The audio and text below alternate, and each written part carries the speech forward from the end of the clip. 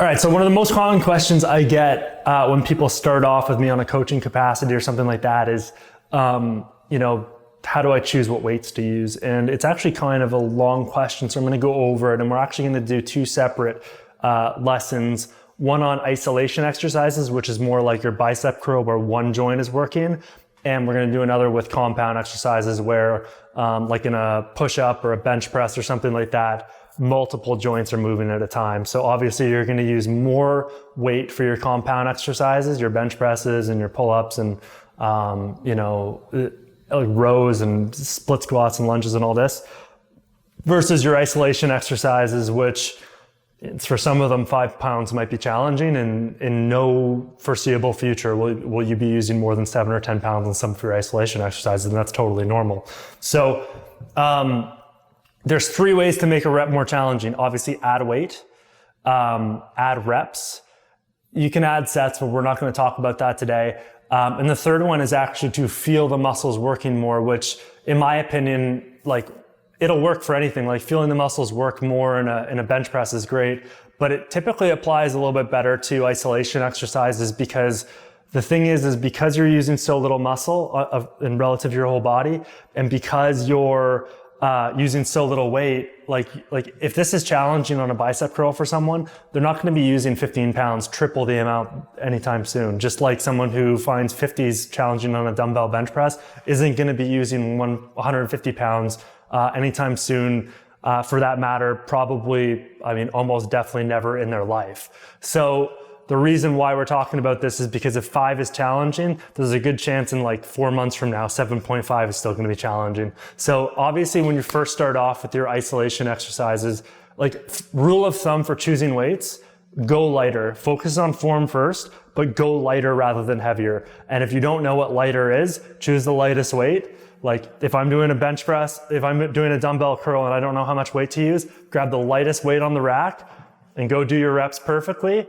If you get to the end and it's like, that felt like feathers, go grab a 10. If that still feels like, go up from there. You can spend some time finding the right weight for you if you really don't know. So what I don't want you to do is look over there and like she or he is using 20 pounds and you're like, okay, well, I guess I've got to use 15 because I'll look like a loser if I use 5. That's the wrong way to go about it. No one is paying attention to you that closely. So choose the lightest weight and go from there.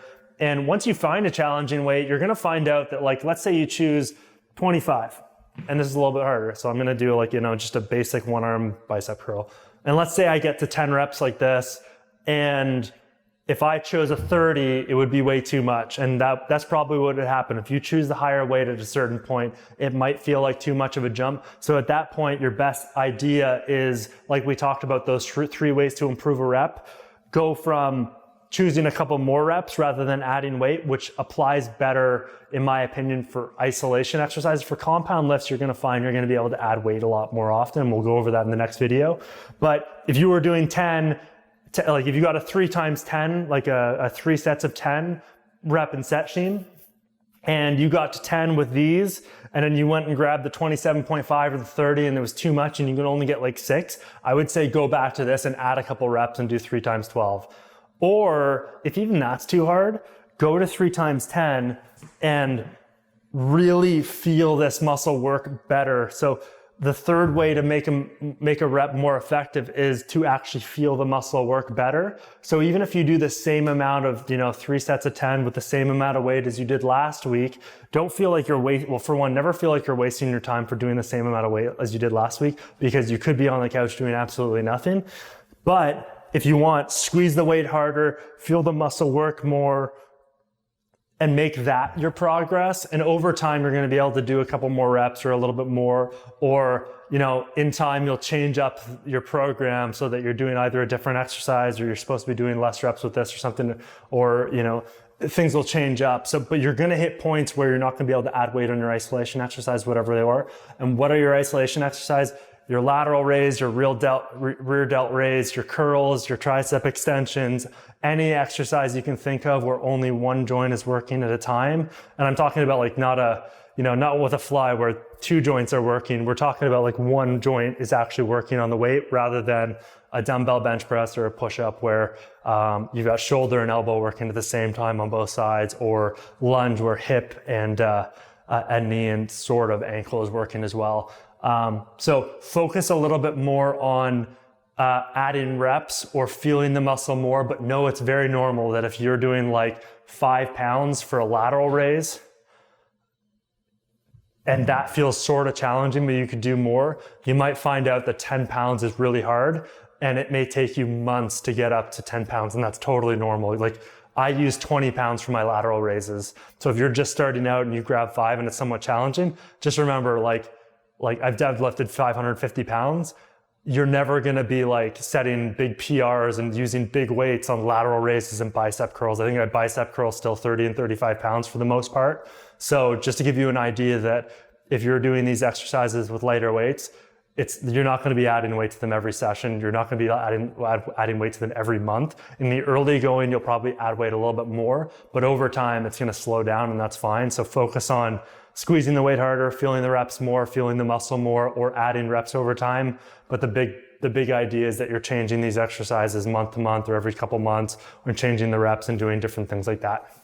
All right, so part 2 of how to choose what weights you're using, and we're gonna go over compound lifts today. So that is your lunges, your split squats, your deadlifts, your presses, your rows, your chin-ups, all kinds of exercises. The exercises where you're using more muscle on your body, in the case of a deadlift, you're pretty well using almost all of your body to do it. So the weights are going to be heavier. The frequency at which you're able to add weight safely and use proper form is going to be much more than isolation exercises, where for isolation exercises, I might start off, if I was like undertrained, with dumbbell curls of like 15 pounds, and in years may only get up to using like 30, 35, 40 pounds or something like that. Whereas for me on a deadlift, if I wasn't trained yet, I might use 225 pounds or 135 pounds or something like that when I first start out.